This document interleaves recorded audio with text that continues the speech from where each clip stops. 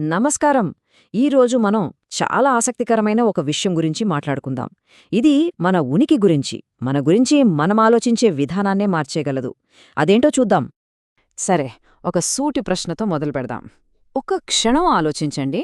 ఈ శరీరం, మనం ఎప్పుడూ నాదీ అనుకునే ఈ దేహం నిజంగా మనదేనా?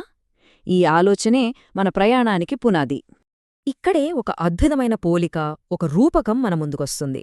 అదేంటంటే, మన భౌతిక శరీరమనేది మనం కేవలం తాత్కాలికంగా నివసించే ఒక అద్దె ఇల్లు లాంటిది. ఈ పోలికని కొంచెం వివరంగా చూద్దాం. ఒకవైపు కొంప అంటే ఇల్లుంది, అదే మన శరీరం. మరోవైపు అద్దెకున్నవాడు, అతనే అసలైన నేను, మన ఆత్మ అన్నమాట. అంటే ఈ శరీరం కేవలం ఒక తాత్కాలిక పాత్రలాంటిది, అందులో నివసించే చైతన్యమే అసలైనది. ఇందులో అసలు పాయింట్ ఏంటంటే, మన ఉనికి తాత్కాలికం. అద్దె ఇంట్లో ఉన్నవాడు యజమానితో ఎంత గొడవపడ్డా, ప్రేమగా ఉన్నా సమయం వచ్చినప్పుడు ఖాళీ చేసి వెళ్ళిపోవాల్సిందే. మన శరీరంతో మన బంధం కూడా అంతే.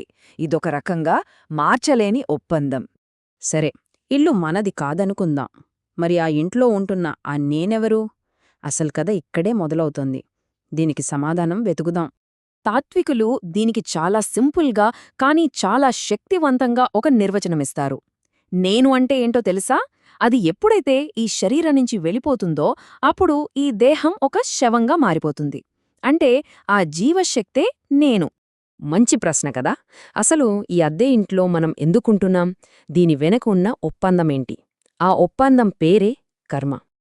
సింపుల్గా చెప్పాలంటే, మనం ఇంతకుముందు జన్మల్లో చేసుకున్న కర్మల ఫలితాలని అనుభవించడానికే ఈ శరీరం అనే ఇల్లు మనకు అద్దెకు ఇవ్వబడింది. అదే ఈ మొత్తం ఏర్పాటుకు కారణం. ఏ ఒప్పందానికైనా ఒక ముగింపుంటుంది కదా, అలాగే ఈ అద్దె ఒప్పందానికి కూడా ఒక ముగింపుంది. ఆ అనివార్యమైన ముగింపే మరణం. అయితే ఇక్కడ గమనించాల్సిన ఒక విచిత్రమైన విషయం ఉంది. రేపు తాము కూడా శవాలుగా మారిపోతామని తెలిసి ఈరోజు ఒక శవాన్ని చూసి మనుషులేడుస్తారు. ఇది వింతగా లేదా? యమధర్మరాజే సరదాగా అంటాడట, ఒరే పిచ్చోడా, ఎందుకేడుస్తావ్? రేపు నిన్ను పట్టుకుని ఇంకొకడేడుస్తాడ్లే అని.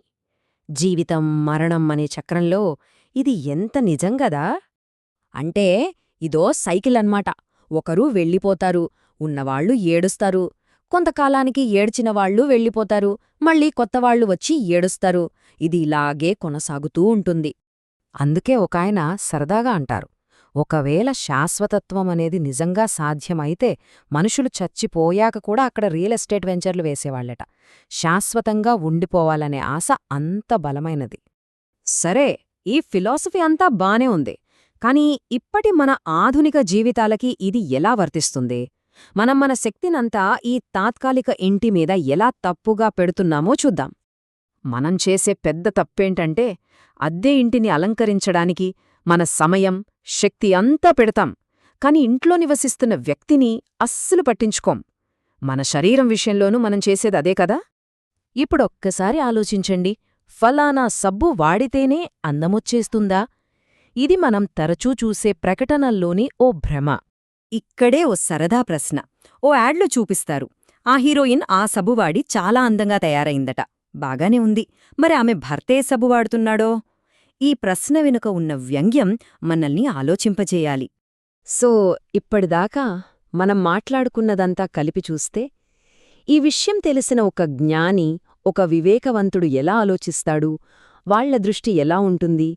చాలా సింపుల్. వాళ్లకి తెలుసు అసలైన చైతన్యమేంటో. అందుకే ఈ శరీరం మీద అనవసరమైన అటాచ్మెంట్ పెట్టుకోరు. ఈ అలంకరణలు, ఈ ఆడంబరాలు కేవలం మనసును పక్కదారి పట్టించేవని వాళ్లకు బాగా తెలుసు. ఎందుకంటే వాళ్లకు ఒక విషయం స్పష్టంగా తెలుసు, అసలైనది ఇంట్లో నివసించే వ్యక్తే కాని ఇల్లు కాదని. చివరిగా మనమందరం మనల్ని మనం వేసుకోవాల్సిన ప్రశ్న ఇది. మన పూర్తి దృష్టి దేనిమీద ఉంది? ఈ తాత్కాలిక ఇంటిమీద ఉందా, లేక ఆ ఇంట్లో నివసించే శాశ్వతమైన వ్యక్తిమీద ఉందా?